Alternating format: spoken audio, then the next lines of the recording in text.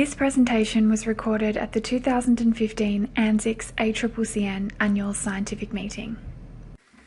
So next up I'd like to welcome our next speaker, who's Professor Martha Curley. She probably needs no introduction by now, but I've got a job to do. So Professor Curley is a Professor of Nursing Science at the University of Pennsylvania. She holds a joint appointment in Anaesthesia and Critical Care Medicine at the University School of Medicine and is a nurse scientist with Boston Children's Hospital. Her research focuses on nurse-implemented interventions. She is widely published on topics of relationship-based care with parents of critically ill children, supporting parental presence during invasive procedures and resuscitation, and care of critically ill children with acute respiratory failure and core metrics in paediatrics. I'd like to invite Professor Curley to offer us a nursing perspective on this topic.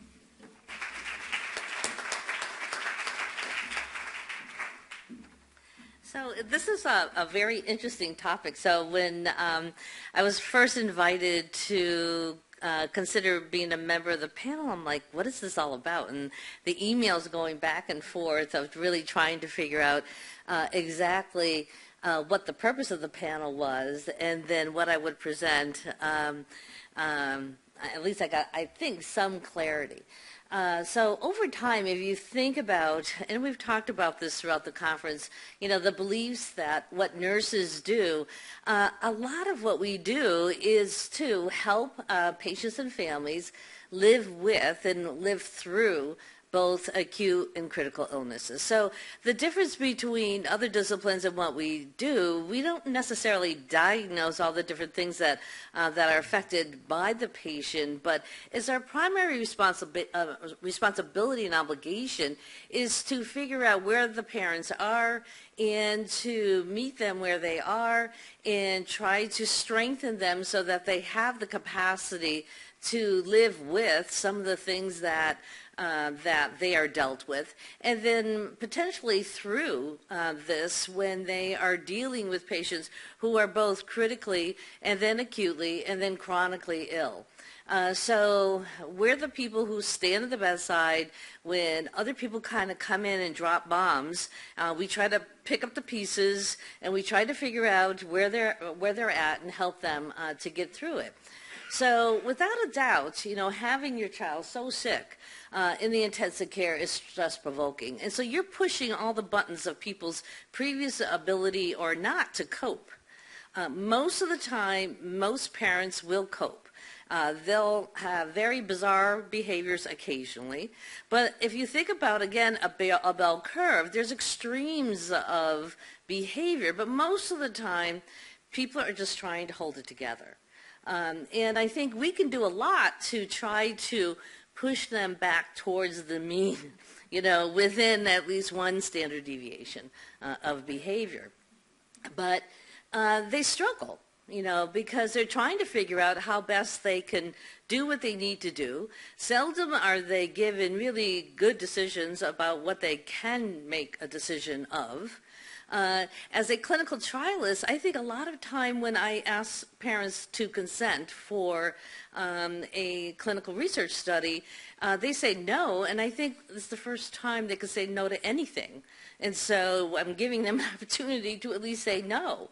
So you have to acknowledge that most of the time they don't have a lot of really you know, decisions that they're going to make. But occasionally something happens in nursing units where somebody drank the Kool-Aid, and everybody drank the Kool-Aid, and they're all crazy out in the waiting room, and it gets escalated out of control, and all it does is take one or two family members to incite riot, and then before you know, you have a sheer chaotic situation going on.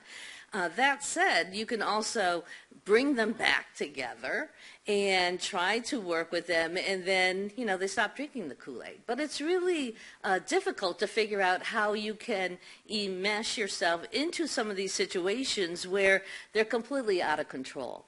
Sometimes there's a lot of disagreement within the team, and the team in my in my paradigm, team includes parents and what's the best interest for the particular child. And because we're at the bedside 24/7, and there's a lot of time spent at the bedside with these individuals who are going through really disastrous things in their lives and their perceptions of their lives, we get the brunt of a lot of what is happening. We get their anger, we get their sadness, and it's really difficult. I agree with Liz. We don't have really burnout, but it's just really tough work.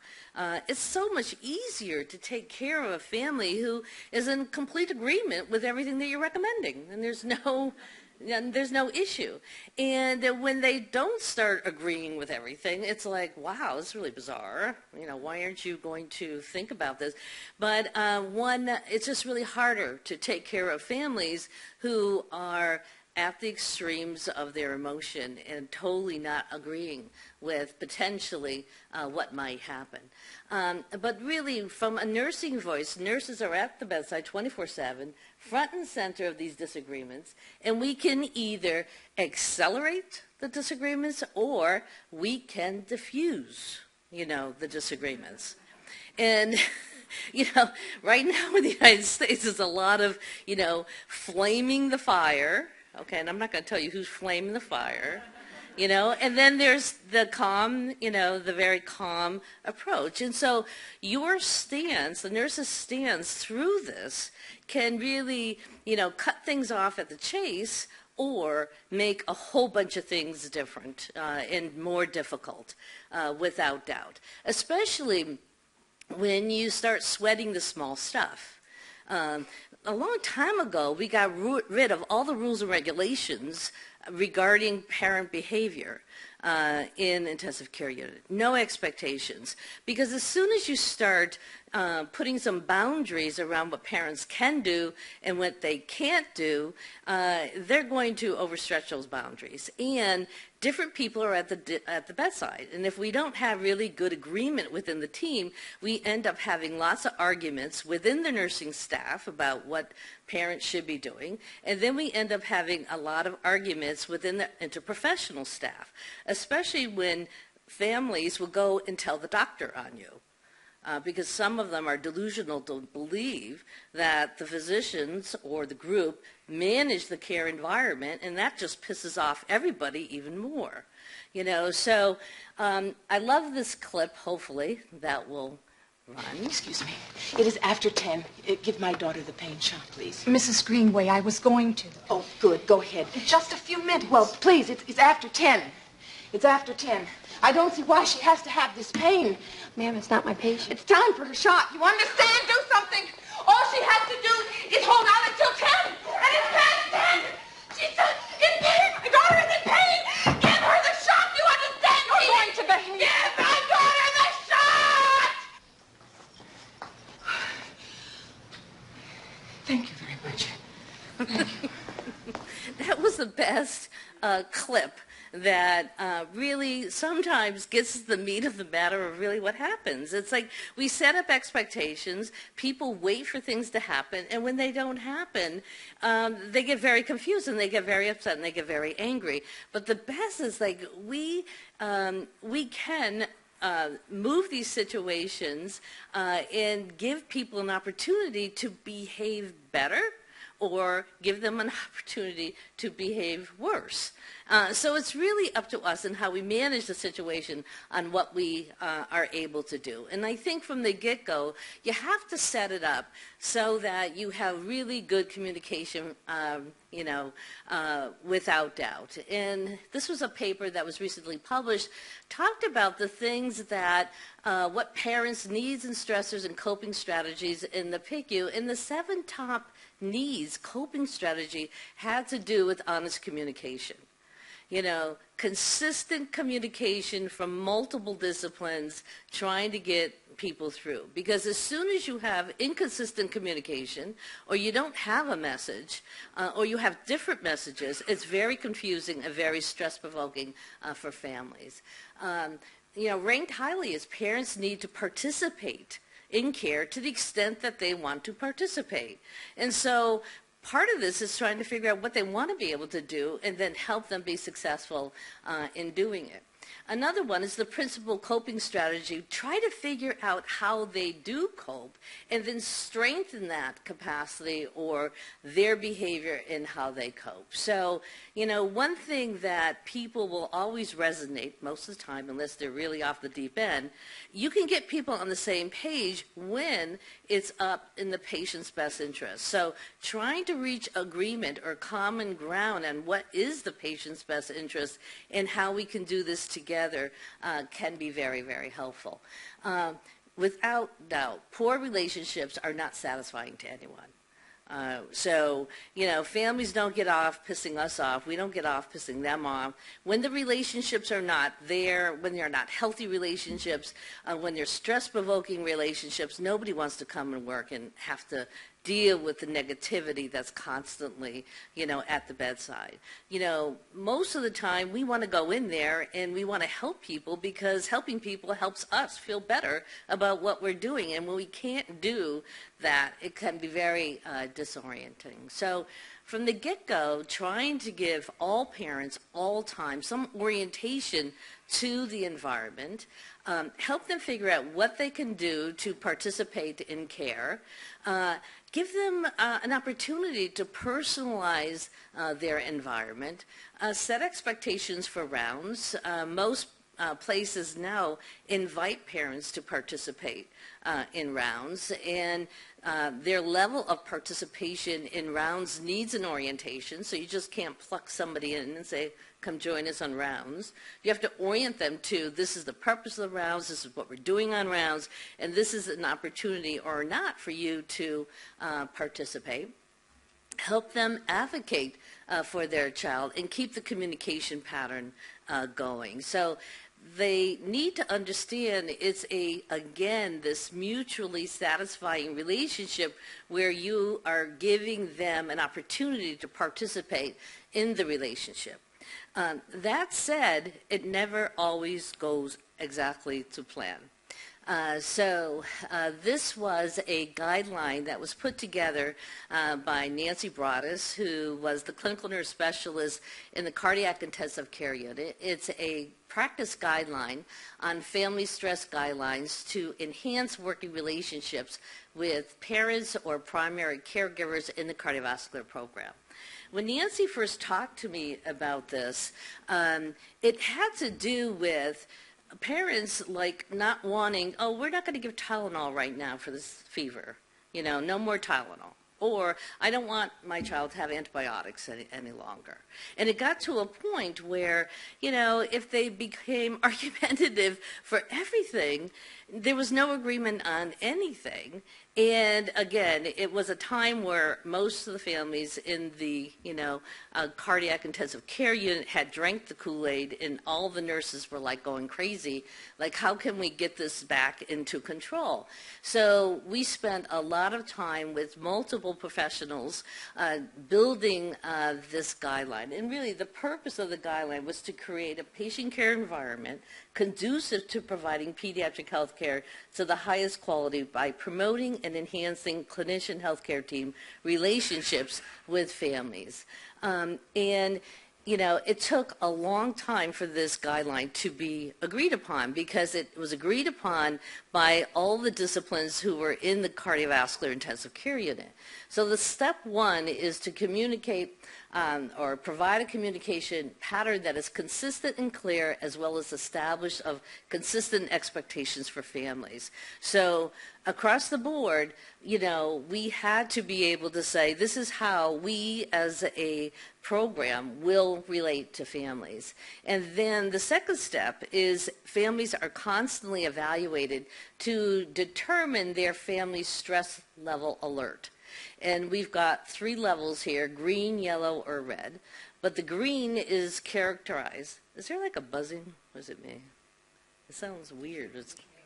Something's coming back, yeah. The green is that, I knew it was coming weird. Anyway, but the green is when there's more or less healthy relationships. The relationships are characterized by honesty, respect, compassion with a sense of working together. So there's no issues, with the family. Yellow is an intermediate alert where the relationships are characterized by some tension, but still people are working together. And the red is like working relationship is difficult with much of we're not working together anymore.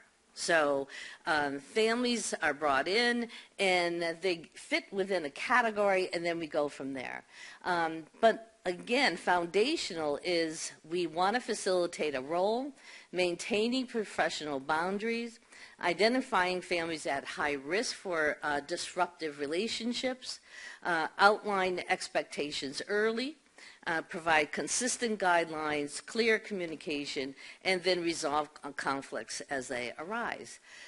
This is probably difficult to see, but right from the get-go, we determine the family stress level. Let me see if there's no cursor here.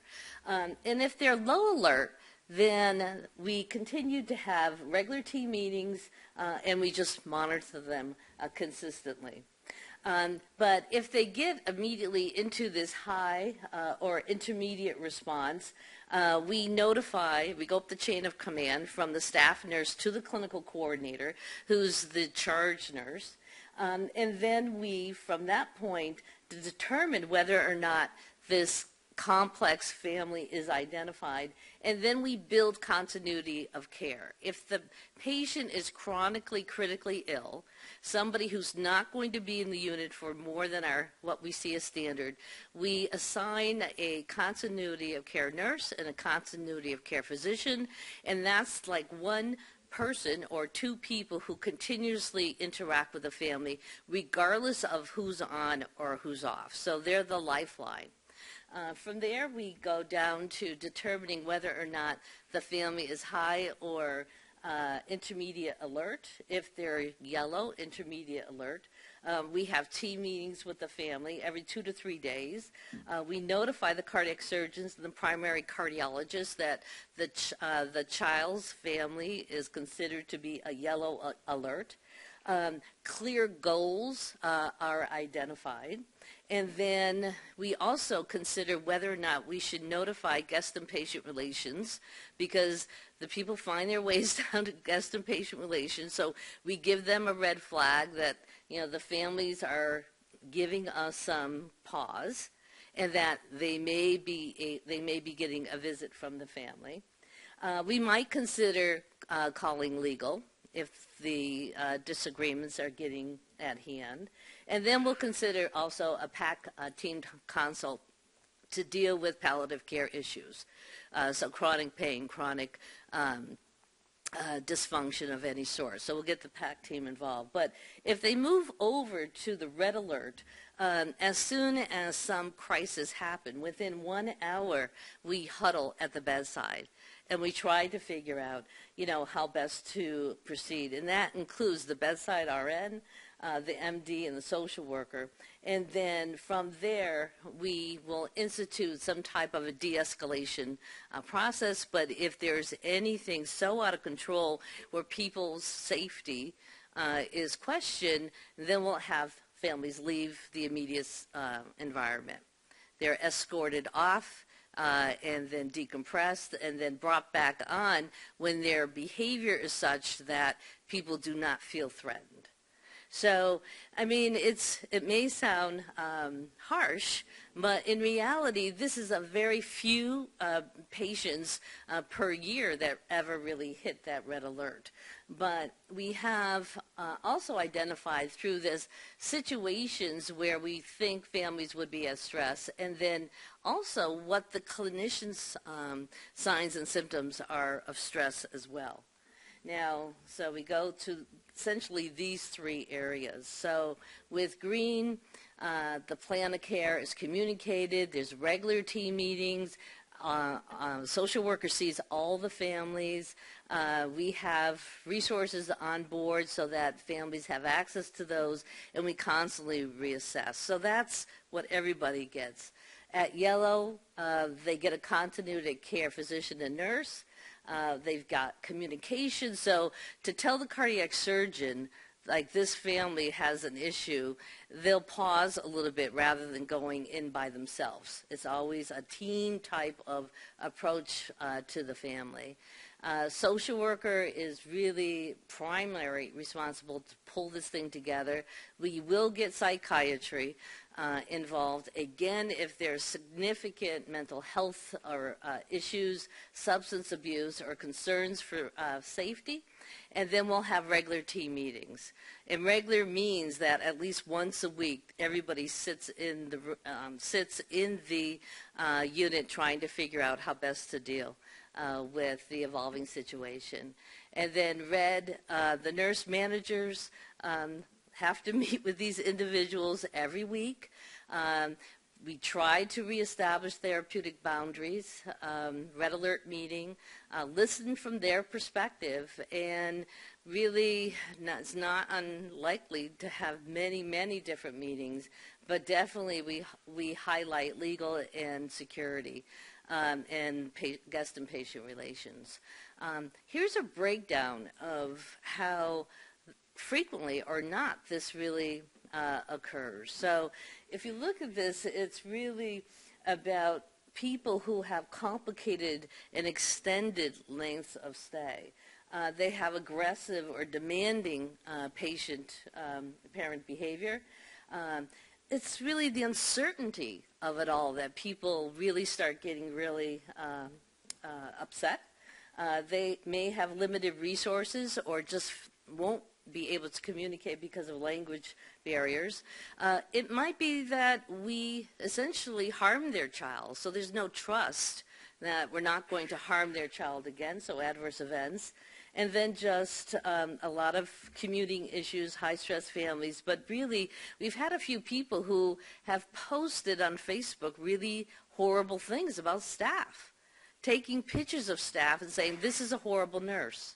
If your kid gets admitted to the unit, don't have this nurse take care of, your daughter. I mean, it's been awful. And then really just not having really good communications and only wanting to speak with one person, which we don't allow. It's like different people have different roles and responsibilities, and people have to remain communicating with all members of the team. So it's a difficult situation when you do have the rare family who is totally drank the Kool-Aid and they're off the deep end, but lots of work can pull these people together, and sometimes you just have to say that you're never going to make the family happy no matter what you do, and just unload that.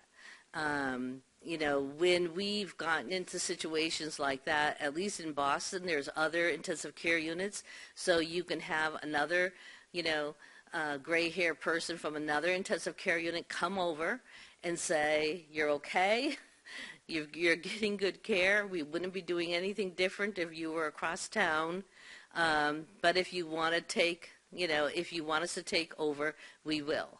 And so we'll give people an opportunity to transfer out.